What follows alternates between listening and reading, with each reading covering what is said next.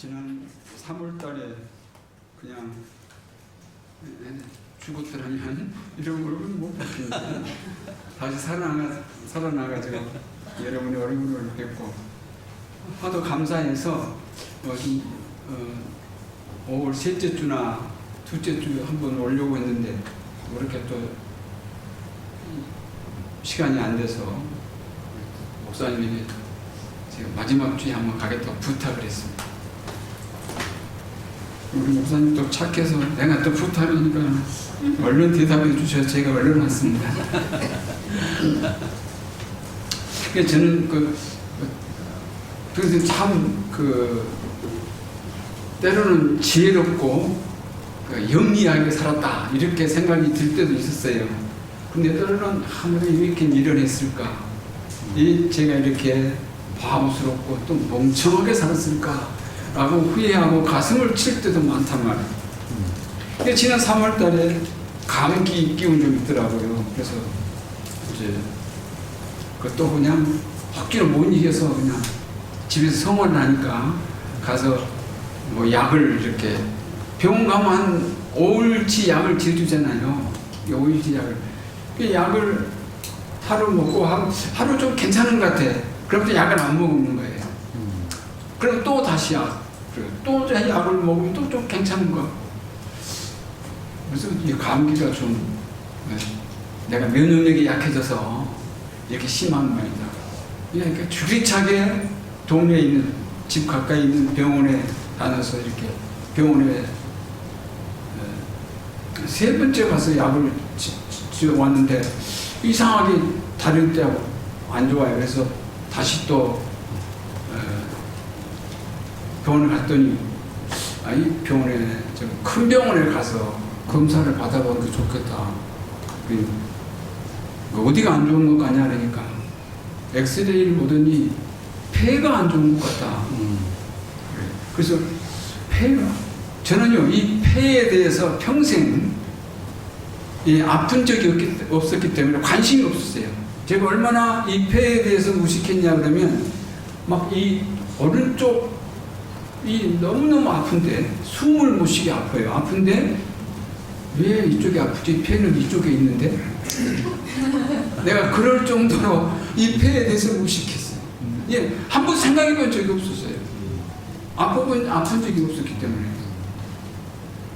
근데 집에서 이제 병원 세 번째 갔다 왔는데 그래도 약을 지어달라고 그래서 큰 병원에 안 가고 약을 한번 지어줘 보세요. 제가 약을 열심히 먹고 이번에는 중간중간에 약을 끊지 않고 역시 열심히 먹어보고 그래도 안 좋으면 내가 다시 오겠다고 약을 지어왔는데 그 다음날부터 막 기침할 때마다 각혈이 나오는 거예요. 근데 한 번 그려본 적이 없어요. 내가 또 그거에 피가 막 이렇게 나오길래 내가 코를 후비다가 좀 다쳐가지고 이게 어떻게 나오는 거예요. 또 그렇게 생각했어요. 근데 이게 그냥 그런 피가 아니야. 그냥 덩어리가 나오는 거야. 또 그래도 안 갔어요. 이것도 미루다 끝나겠지. 근데 누워서 자면 숨을 못 쉬게 나는 폐가 그렇게 아픈 줄 몰랐어요. 숨을 딱 쉬면은 들이마시면은 이게 내뱉을 수가 없어요. 너무너무 아픈. 그래서 할 수 없이 이제 큰 병원이랑 성모병원 나는 성모병원을 항상 하찮게 여겼어요. 병원도 가보면은 지저분하고 그냥 그래서 근데 이 병원이 이 가톨릭 의대의 본원이랍니다. 본원. 그래서 이 병원이 좋은 병원인 것 같아요.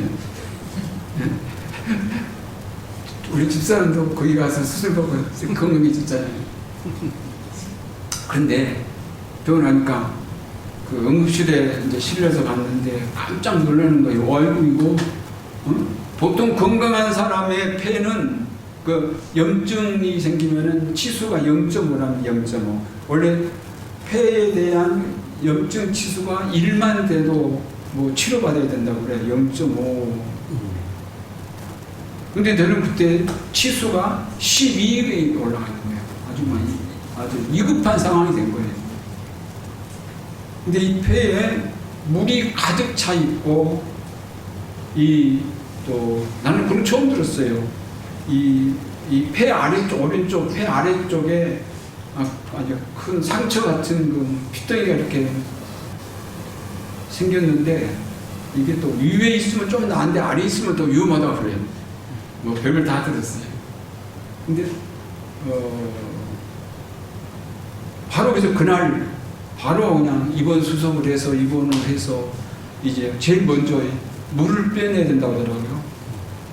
나는 그래서 뭐 폐가 이쪽에 이뚝 뚫어서 뭐 빼는 줄 알았어요.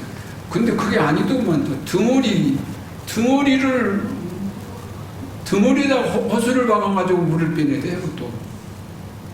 근데 그 물 호수가 그냥 500cc인데, 뭐 그냥 몇 시간 만에 그 물 500cc가 가득 차는 거예요. 그래서 집에서 우리 김영환 집사하고 같이 가면서 김 집사가 그냥 병원에서는 무슨 병일 것 같으니 그러니까 폐암일 가능성이 가장 높다. 지금 상처를 보면 그래서 폐암이 아니고 폐결핵이나 폐렴 됐으면 땡큐지 뭐 이러면서 갔어요. 근데 이제 다행히 가서 물을 빼내고 이제 그 항생제를 뭐 하루 막 3번씩 투여를 하더라고요. 근데 치수가 12에서 7로 뚝 떨어지는 거예요. 이 치수가 이렇게 떨어지는 것을 보니까 암은 아닐 것 같다. 그건 폐렴일 것 같다. 왜냐면 암은 그 항생제를 투여해도 치수가 안 떨어진답니다. 근데 폐렴이나 다른 질병은 그 항생제를 투여하면 치수가 떨어진다고 해요. 그러니까 치수가 뚝뚝 떨어지는 거예요. 그래서 이제 그냥 폐렴이라는 얘기를 듣고 이제 그 전화하는 친구들한테도 내가 폐렴인 것 같다 그러더니 또 친구들 전화를 막 그 소리를 그때 퍼져가지고는 막 전화가 수없이 오는데 여기 김 목사 폐렴이 더 위험한 거야. 이거 폐렴이 사망률이 제일 높은 건데 당신 큰일 났다. 그러니까 겁이 더 나더라고요.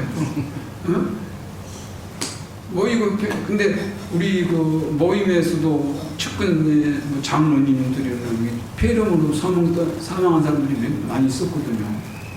근데 다행히 한 일주일 입원하고 있으니까 치수가 3.5로 떨어졌어요. 치수가. 그래서 퇴원을 해서 집에서 이제 치료를. 그런 와중에 그 참 사람이 이제 생년 아프지 않았던 폐가 뭐 암이 위험이 있다, 폐렴도 이거 뭐 이런 상황에 굉장히 사람에게 공포심이 오고 두려움이 오더라고요. 근데 밤잠을 못 자겠어요. 밤에 잠을 잘 수가 없어요. 이거 내가 눈 감으면 죽을 것 같고, 내가 눈 감고 잠들어 버리면 일어나지 못할 것 같은 이런 생각에 뭐 잠을 잘 수가 없죠. 근데 잠을 하루 종일 밤에 잠을 못 자고 새벽녘에 비몽사몽간에 잠깐 제가 환상을 본 것 같아요. 제가 어느 기도원에 가 있는 거예요. 기도원에. 근데 그 기도원에 가서 엎드려서 이렇게 나만 기도하는 것이 아니라 다른 사람들이 많이 와서 그 바닥에 엎드려서 기도를 해요. 근데 다 보니까 전부 까만 천으로 다 둘러서 온몸을 둘러 감고 기도를 하는 거야. 근데 그 기도원의 원장이라고 하는 사람이 할머니더라고요. 할머니가 까만 두건을 딱 둘러시고 자기가 차례대로 여기 기도하러 온 사람들을 위해서 기도해 주겠다고 다 기도를 하는 거야. 그럼 제가 순서가 제일 마지막에 있는 것 같아. 나한테 딱 기도가 왔어요. 기도를 왔는데 뭐 내 옆 사람을 기도할 때는 뭐 기도해 준 것 같더라고. 그냥. 근데 나한테 딱 오더니 내 목을 끼안고는 막 뒹구는 거야. 막 숨을 못 쉬겠어요. 내 목을 끼안고 이 할머니가 이것 좀 놓으라고. 나 이거 죽겠다고 막 이거 안 놓는 거야. 막. 그래서 내가 왜 이러시냐고 빨리 나 좀 놔달라고. 안, 확 붙잡고 그냥 막 이 둥글 뒤 둥글. 그래서 내가 하도 안 놔줘서 그랬어요. 저기 원장님, 내가 그때 막 내가 생각을 했어요. 그래서 저는 굉장히 큰 액수라고 생각을 하고 내가 10만 원을 여기에 내가 헌금을 하겠다. 10만 원. 근데 내가 호주머니 지갑에 돈이 얼마 들어있는지는 모르지만 내가 있는 대로 10만 원을 헌금하고 갈 테니까 나를 좀 놔달라. 그러니까 딱 나를 놔주더라고요. 그래서 이제 그러고 나니까 날이 밝았어요. 아침이야. 아침인데 우리 아들이 나를 마중 왔어요. 날 데리러 온 거야. 데리러 왔는데 근데 이 기도원 사람들이 날 못 가게 하는 거예요. 내가 지갑을 보니까 돈 2만 원밖에 없어. 그래서 2만 원을 주면서 나머지는 내가 10만 원을 약속했는데 나머지는 내가 뭐 무슨 방법이든지 내가 보내주겠다. 내가 다시 오든지 보내줄 테니까 아니라는 거야. 그건 내놓고 가라는 거야. 그래서 이 10만 원의 의미를 내가 전혀 알지를 못해가지고 지금도 오늘 10만 원 헌금 감사함을 담았습니다. 의미도 모르겠어요, 지금도. 근데 이 사람들이 막 나를 둘렀어. 이제 우리 아들이 와서 내 가방을 받아들고 나를 데리고 팔짱을 꼈는데 갈 수가 없는 거예요. 막 가로막으니까. 근데 이상하게 내가 이렇게 발을 뛰면은 이 사람과 같이 뒤로 물러서는 거야. 나를 어떻게 해치지를 못하더라고요. 그래서 천천히 내려오는데 다른 있던 원장이나 여자들은 다 떨어지고 아주 키가 큰 남자 한 분이 그냥 문신을 막 이렇게 막 하고 조끼 런닝사스 조끼는 런닝사스 딱 입고 문신이 막 이 남자 하나만 딱 붙으면서 우리 따라 나서면서 계속해서 돈 내놓고 가라고. 근데 돈 있어야 주죠. 돈 있으면 줘도 없어. 하나도 2만 원치 있는 것도 줘버렸거든요.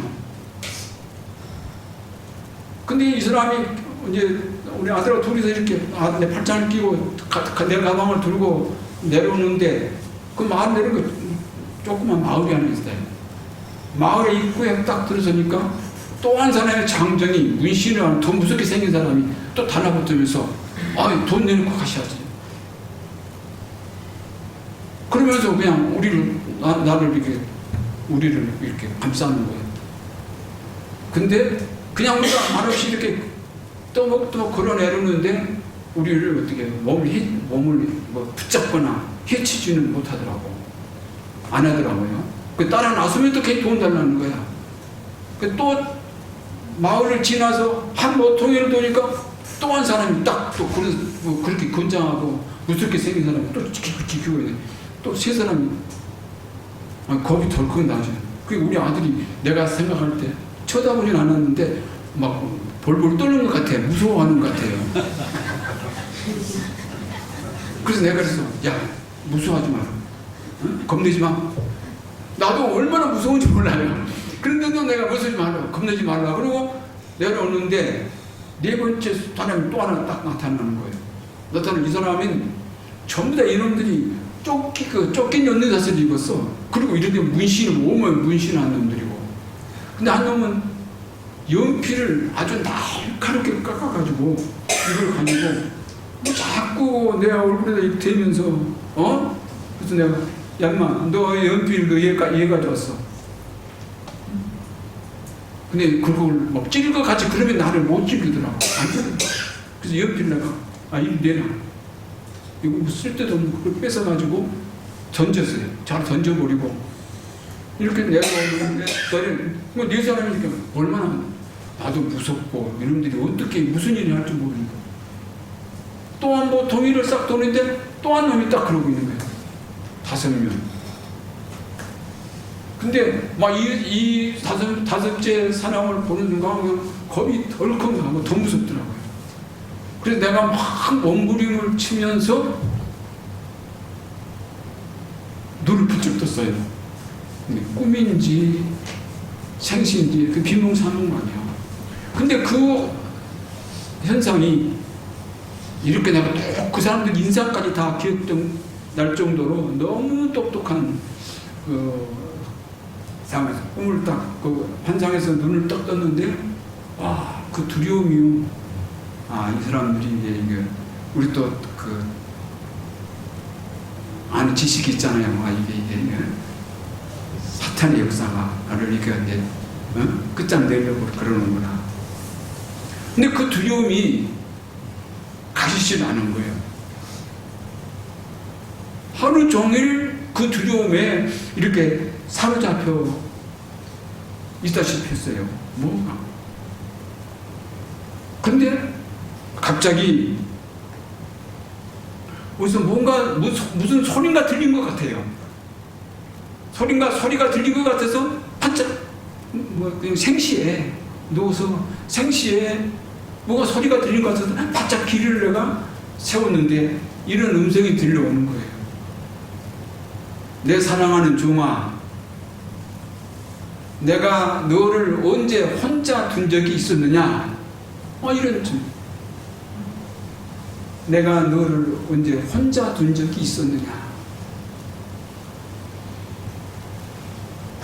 이 음성을 딱 듣고 났는데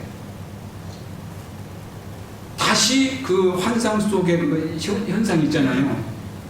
그 현상으로 다시 내가 빠져들어가는 거예요. 그게 생시에. 근데 그 현상이 눈앞에 탁 펼쳐지는데 내가 박수를 딱 쳤어요. 그때 그 무서운 처음에 한 사람, 두 사람, 세 사람, 다섯 사람이 나를 이렇게 막 둘러싸고 이렇게 돈 내놓으라고 막 소리를 지르면서 겁을 줄 때 그 환상 그 속에서 내 뒤에 아주 점잖게 생긴 사람이 옷을 잘 차려입고 처음부터 마지막까지 딱 내 뒤에 바짝 붙어 서 있더라고요. 그렇게 내가 깨닫지를 못했어요. 근데 그 음성을 듣고 그 환상이 펼쳐지면서 다시 확인을 하니까 내 뒤에 이 하나님께서 나를 지키시고 계셨던 것 같아요. 그래서 참 신기해요.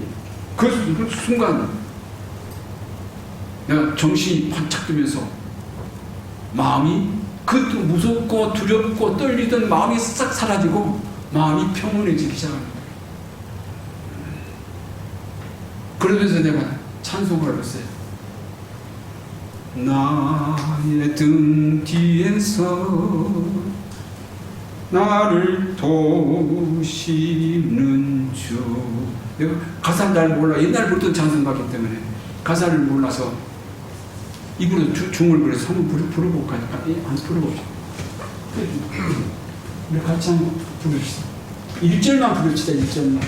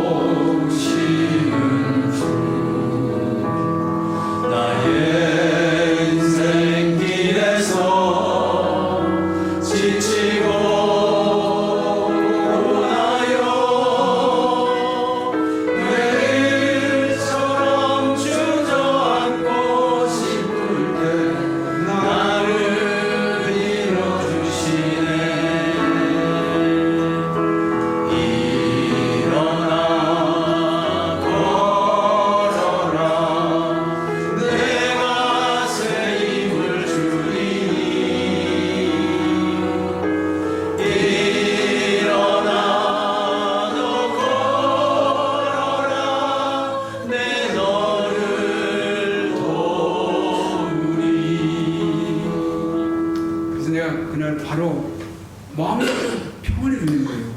그리고 두려움이 싹 사라지는 거예요.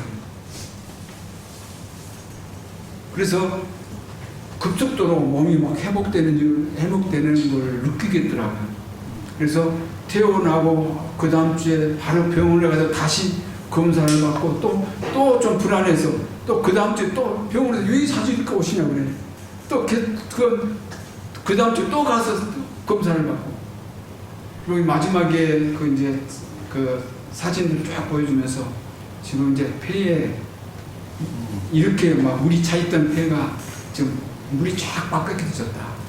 그리고 그 염증 치수가 이렇게 높아서 이렇게 큰 게 있었는데 또 이렇게 생겼더라고. 내가 사진을 보니까 뭐 거미줄줄 뭐 같이 생겼는데 그것도 이렇게 다 없어지고 조금 점만 있는 것처럼 이제는 이제 오실 필요 없습니다. 오지 마시세요. 참 감사한 일이죠. 그래서 이렇게 그대로 이렇게 마음이 평안하고 이제 참 마음이 또 평안해지니까 또 그 건강 회복도 빨라진 것 같고 그래서 폐가 사람들의 폐가 내가 그때 폐를 앓고 나서 야 폐가 양쪽에 있구나. 별걸 다 깨달았습니다. 오늘 그 빌립보서를 제가 잠깐 읽고 여러분과 좀 묵상을 하려고 한 것은 빌립보서를 보면은 기뻐하라는 이 기쁨이라고 하는 단어가 무려 16번이 나옵니다. 그런데 그래서 기뻐하라 기뻐하란 말이 하도 많이 나오니까 우리 신학도 그렇게 배웠어요.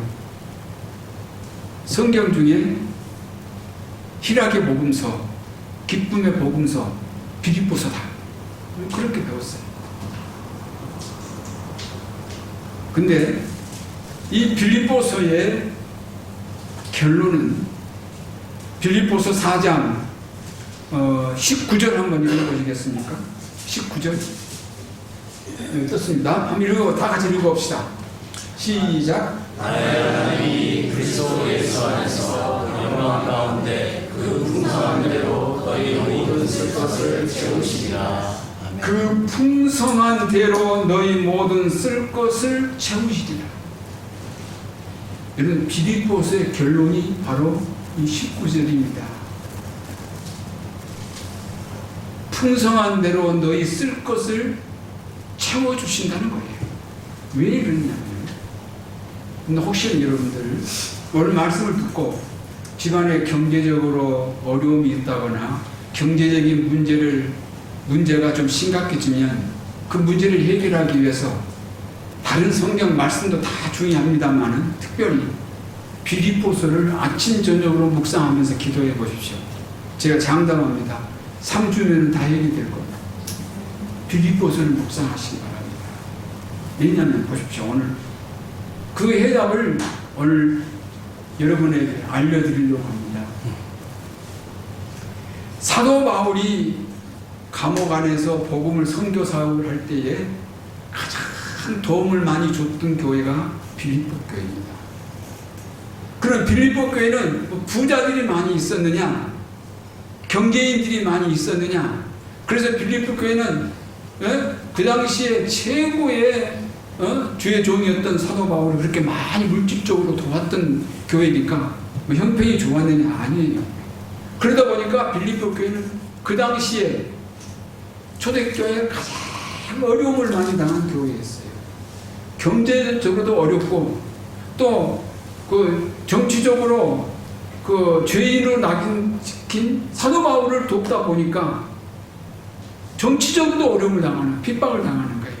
그 빌립보 교회는 정말 어려워서 경제적으로도 어렵지요, 정치적으로도 어렵지요. 정말 어렵지 않은 것이 없었어요. 왜냐하면 이 빌립보 교회는 마게도니아에 있을 때 사도 바울이 있을 때도 다른 교회 한 번씩 도와주지만 이 빌립보 교회는 한 번, 두 번, 세 번 계속 도왔어요. 형편이 좋아서가 아니에요. 가장 어려운 상태에서도 이 사도 바울을 헌금해주고 도와주고 격려해줬던 교회예요. 여러분 이런 교회가 있을 때 사도 바울이 마음이 어떻겠어요? 응? 나를 이렇게 사랑해주고 나를 많이 도와주는 저 빌립보 교회가 복을 좀 많이 받았으면 좋겠다. 그거 아니겠어요? 저도요. 내가 이 말씀을 보면 제가 신학기 때 우리 같은 클래스는 있는데 그분이 좀 이제 저보다 나이가 한 10년 연상이에요. 큰 그 당시에 동화 건설에 그 과장으로 있던 분이 이제 신학교로 들어와서 그 사표를 내고 그 신학교로 들어왔어요. 근데 이분이 당신의 하여튼 뭐 여유가 있어서 그런지 모르지만 퇴직금 이제 받은 게 있었겠죠. 저한테 그 한 학기 등록금을 대줬어요. 이분이. 그 당시에 우리 등록금이 우리가 전도사 생활하면 그때 교육전사로 나가면 15,000원 받을 때예요. 근데 그 등록금이 6만 원이었는데 이분이 6만 원을 같이 해줬어요. 얼마나 많이.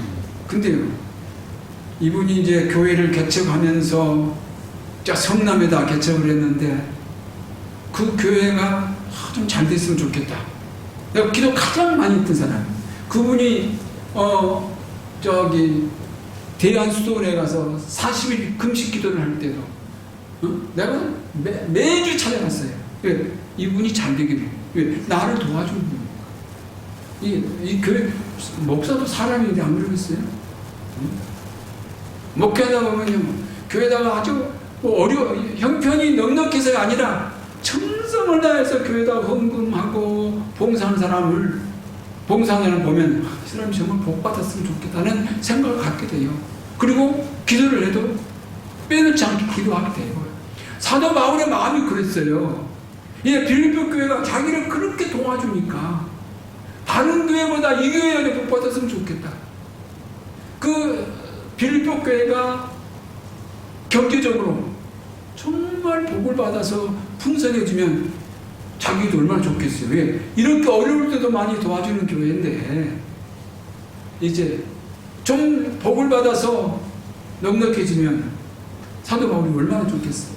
그래서 사도 바울이 빌립보 교회가 경제적으로 큰 복을 받았으면 좋겠다는 간절한 마음이 담긴 책이 빌립보서입니다.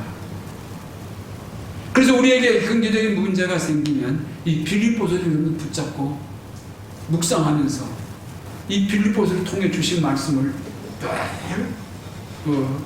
기도하시기 바랍니다.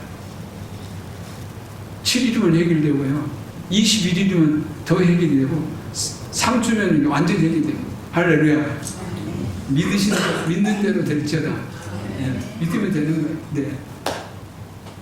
사도 바울이 이 빌립보 교회를 이렇게 물질적으로 축복받기를 원하는 교회인데 왜 다른 얘기 안 하고 맨날 기뻐하라 그래요. 아니, 사도 바울이 감옥에 있어요. 그리고 빌립보 교회가 기뻐할 형편이 아니에요. 경제적으로 어렵지요. 정치적으로 어렵지요. 막 도망 다니면서 신앙생활 해야 돼요. 기뻐할 여건이 하나도 없어요. 그런데 사도 바울은 이 교회를 향해서 기뻐해라. 왜 그렇겠어요? 이 기뻐하는 것이 축복의 조건이기 때문에 그런 거예요. 그래서 계속적으로 기뻐하라. 자, 그런데 이러면서 사도 바울이 항상 기뻐하라요. 데살로니가전서 5장 18절에도 뭐라 해요? 거기서 항상 기뻐하라. Always rejoice. 항상 기뻐하라. 그러면 여러분 슬픔이 가득한데 기뻐할 수 있어요? 여러분 이건 기뻐한다는 게 쉽게 생각하시는 것 같아. 나는 항상 기뻐하지. 뭘 기뻐해?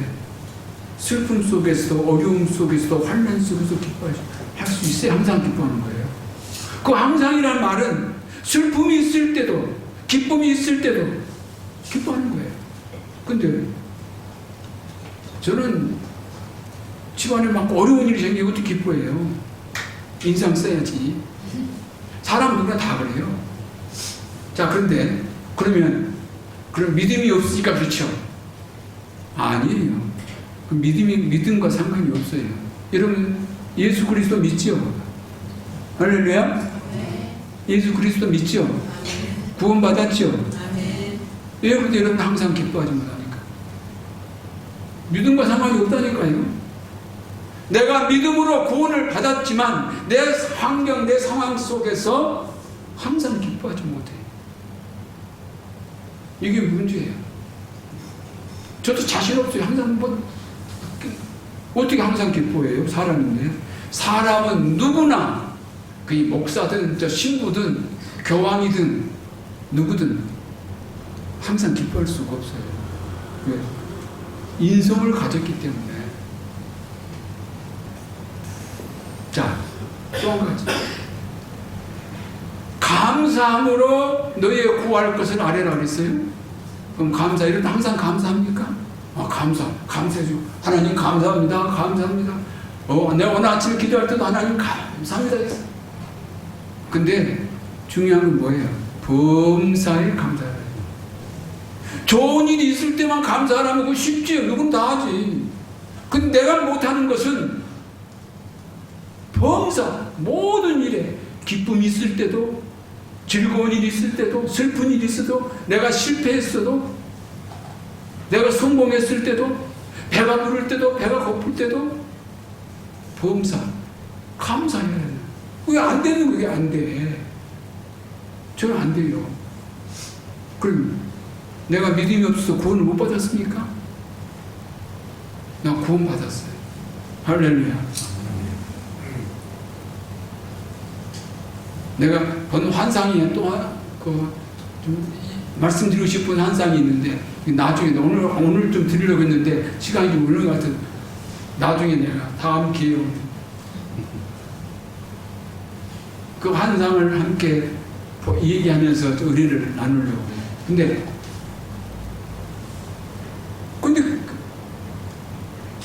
보험자 감사가 안 돼요. 믿음하고 상관없다니까요. 우리 믿는 자, 그럼 빌립보 교회가 믿음이 없어서 구원을 못 받았습니까? 그게 안 되니까 사도 바울이 기뻐하라, 감사하라 말씀하는 거예요. 또 오늘 그 말씀에요. 참 중요한 말씀이 있는데, 우리 본문 말씀 6절 말씀 한번 읽어보시겠습니다. 6절 말씀. 안 되죠. 한번 책 보고 한번 읽어봅시다. 됐어요? 6절 말씀. 아무것도 염려하지 말고 다만 모든 일에 기도와 간구로 너희 구할 것을 감사함으로 하나님께 아뢰라. 자, 아무것도 염려하지 말라 그랬어요. 그럼 여러분들 믿음이 있으면 염려가 사라집니까? 천만의 말씀. 목사도 염려 많이 합니다. 마음이 너무 염려스러워서 너무 근심 걱정이 많아서 기도가 안 될 때도 많아요. 어서도 잠을 못 이룰 때가 많아요. 교회가 경제적으로 어려워서 막 그냥 월세를 못 내고 그것보다 교회 건축을 할 때나 그냥 보면은 목사들이 얼마나 염려합니다. 근데 염려하지 말라는 거예요. 염려하지 말라는 거예요. 그럼 여러분 어떻게 하세요? 자, 믿음이 있는 우리가, 구원받은 우리가 항상 기뻐하지도 못해. 범사에 감사하지도 못해. 또 염려를 하나님께 맡기지도 못해. 염려가 그 몸을 또 떠나지 않아요. 왜? 우리가 사람이 그런다니까요. 사람 누구나 다 그래. 저뿐만이 아니라 여러분도 마찬가지야. 근데 사도 바울이 빌립보 교회에 와서 이걸 요구하는 거예요. 빌립보 교회가 얼마나 어렵습니까? 얼마나 힘듭니까? 정말 그냥은 도저히 신앙생활을 할 수 없는 그런 형편이란 말이에요. 그런데도 사도 바울은 빌립보 교회를 향해서 기뻐하라, 염려를 주께 맡기라, 감사해라 이렇게 말씀하시는 거예요. 안 되는데.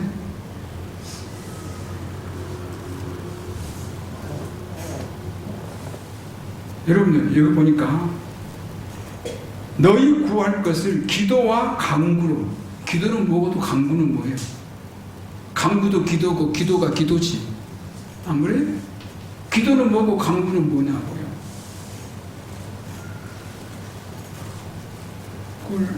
저도 이걸 어떻게 설명을 할까? 기도는 그냥 하나님 앞에 간단히 안 해놓은 것이고 강구는 그냥 막 확대를 쓰는 것처럼 하는 게 그렇잖아요. 이거 뭔지 모르겠어요. 그런데 제가 그래서 헬라 성경을 좀 찾아봤어요. 우리나라 성경에 기도로 번역된 헬라어가 프로유스케라는 말이에요. 프로유스케라고 하는 말을 우리 성경에는 기도로 번역을 했고, 또 강구라는 말을 헬라어로 데세이라는 말인데, 이 데세이라는 말을 강구로 번역을 했더라고요. 그래서 이 프로유스케라고 하는 이 단어를 찾아보니까 찬양신, 예배당 이런 뜻이 있어요. 그리고 데세라는 말은 강구라고 번역을 했는데, 이 데세라는 단어는 막 예언하다, 막 강청하다 이런 뜻이 있더라고요. 아하, 우리 성경에 우리가 이해하기 쉽게 기도와 강구로 그랬는데 무슨 말인가 하면은, 우리가 하나님 앞에 기도할 때 어떻게 돼요? 이 프로유스케라는 말은 예배당, 우리 예배당 안에서의 생활, 즉 신앙생활을 의미하는 거예요. 신앙생활을. 그리고 데세이, 강구는 우리의 간청하는, 우리의 소원을 하나님께 아뢰는. 그러니까 우리가 평소에 교회 생활을 하는 신앙생활, 교회에서 이루어지는 모든 신앙생활, 우리가 신앙생활을 하면서 하나님 앞에 예언하는 우리의 강구. 무슨 얘기입니까? 기도가 있는 우리의 교회 생활을 의미하는 거예요. 자, 그런데 여러분들 이게 잘 됩니까? 여러분 신앙생활, 정말 교회 생활. 그래서 사도 바울은요, 빌립보 교회를 향해서 우리가 사람이 될 수 없는, 빌립보 교회가 축복을 받아야 되겠는데, 물질적인 축복을 받아야 되겠는데 할 수 없어요. 물질적인 축복을 어떻게 받을 수 있겠냐? 그 사람이 할 수 없는 기뻐하는 거, 감사하는 거, 신앙생활, 교회 안에서 신앙생활 하면서 기도가 살아있는 신앙생활, 교회 생활, 이렇게 하면 좋아요. 기도가 있는, 여러분들 자신 있어요? 자, 그런데 이 기뻐하는 것이나 감사하는 것이나 기도가 있는 신앙생활, 교회 생활, 이것은 누구나 할 수 없는 것이에요. 그러나 능력 있는, 이걸 신앙의 능력입니다. 우리가 마음으로 믿어 의에 이르고 입으로 시인하여 구원에 이르는 우리의 이 구원의 문제가 해결되면 이건 초보 단계 아니겠어요? 그럼 두 번째 단계는 우리가 하나님의 복을 받아야 되는데, 누구나 할 수 없는 기쁨의 문제, 감사의 문제, 염려를 맡기는 없애는 문제, 우리의 기도를 살리는 우리의 교회 생활, 이것이 있어야 되겠다. 이 단계로 올라서야 우리의 비로소 신앙생활이 완성되어 가는 것입니다. 자, 그러면 사도 바울이 뭐라고 그랬냐 그러면은 오늘 12절 말씀 한번 내주세요. 시작. 나는 기천에 처할 줄도 알고 우유에 처할 줄도 알아. 모든 일이고 배부름과 배고픔과 hum과 분비에도 처할 줄 아는 이체의 비결을 배웠노라. 할렐루야. 저는 이 말씀을 묵상하면서요, 온몸에 전율이 쫙 오더라고요. 왜? 사실은 사도 바울도, 성경을 수십 권을 쓴 사도 바울도 항상 기뻐할 수가 없었던 거예요. 항상 범사에 감사할 수가 없었던 거예요. 마음의 염려가 늘 끊어지지 않았던 거예요. 그래서 사도 바울이 나도 이런 것을 뭐했다? 비결을 배웠다. 비결을 배웠다. 여러분들, 이 비결은요, 이런 것은 날 때부터 태어난 사람이 없어요. 가지고 태어난 사람이 없어요. 그럼 뭐예요? 배워야 돼요. 그래서 우리에게 선생이 필요해요. 선생이 누굽니까? 우리 목사님이죠. 열심히 배워야 돼요. 따라해야 돼요. 그래서 너희가 듣고 배우고 읽은 바를 그대로 행하라. 그러면서 나도 이 비결을 배웠다. 너희도 배우라 그 말이에요. 빌립보 교회가 정말 복을 받으려면 이 비결을 배우라. 나처럼 나는 이거 비결을 배웠다. 그 말, 그 얘기예요. 근데 빌립보 교회가 생각할 때 아니 안 되는 일을 어떻게 배워요? 그런데 대답을 줍니다. 대답을 줘요. 오늘 13절 말씀 다시 좀 읽어줘. 시작. 내게 능력 주신 자 안에서 내가 모든 것을 할 수 있느니라. 할렐루야. 이게 정답이에요. 답이에요. 나는 안 돼요. 나는 할 수가 없어요. 내 능력이 거기에 못 이뤄요. 내 믿음이 그 수준에 못 이룹니다. 그런데 사도 바울이 빌립보 교회를 향해서 너희가 이것이 어렵다고 말하지 말라. 가능하다. 왜 어떻게 가능하냐? 내게 능력 주시는 자 안에서 내가 모든 것을 할 수 있다. 나도 이 비결을 배웠다. 멋지지 않습니까? 내게 능력 주시는 자 안에서 내가 이 비결을 배웠다. 그러니 너희도 항상 기뻐할 수 있다. 궁핍에 처할 수도 있고 빈곤에 부에 처할 수 있다. 범사에 감사할 수도 있다. 너희 염려를 다 주께 맡길 수도 있다. 가능하다. 왜? 주께서 나에게 능력을 주십니다. 우리가 주님 붙잡고 주님과 함께 생활하고 주님과 함께 걸어가면 주님께서 우리에게 이 능력을 주시는 거예요. 이 능력을 여러분 받으시길 바랍니다. 이 능력을 소유하시길 바랍니다. 이 능력을 가지면 우리는 어떻게 기뻐할까? 어떻게 감사할까? 어떻게 염려를 떨쳐버릴까? 걱정 하나도 없어요. 우리 주님이 다 해주십니다. 내게 능력 주시는 자가 나를 붙잡고 계세요. 얼마나 감사해요. 이거 얼마나 엄청난 축복 아니겠어요? 이 예수님 이분만 붙잡으면 우리가 안 되는 거, 내가 힘이 미치고 능력이 무슨 안 되는 이 모든 것들이 다 가. 그래서 사도 바울이 빌립보 교회를 향해서 이런 제시를 하면서 불가능하지만 나도 이 비결을 배우는데 어떻게 배웠느냐? 내게 능력 주시는 자에서 내가 이미 다 가능했다. 너희도 가능하다. 그러니 이렇게 해라. 그래야 너희가 풍족한 대로 너희 쓸 것이 채워질 것이다. 할렐루야. 이 빌립보서를 여러분이 참 묵상하십시오. 나는 안 돼. 하지 마세요. 내게 능력 주시는 자가 나와 함께 하십니다. 내게 능력 주시는 자가 나와 항상 동행하고 계십니다. 내게 능력 주시는 자가 나와 나의 손을 붙잡아 주시고 나의 등 뒤에서 나를 밀어주시고 이렇게 세워주시고 나에게 힘을 주시는 것입니다. 이 믿음으로 여러분의 신앙생활이 완성될 수 있기를 축원합니다. 기도하시겠습니다.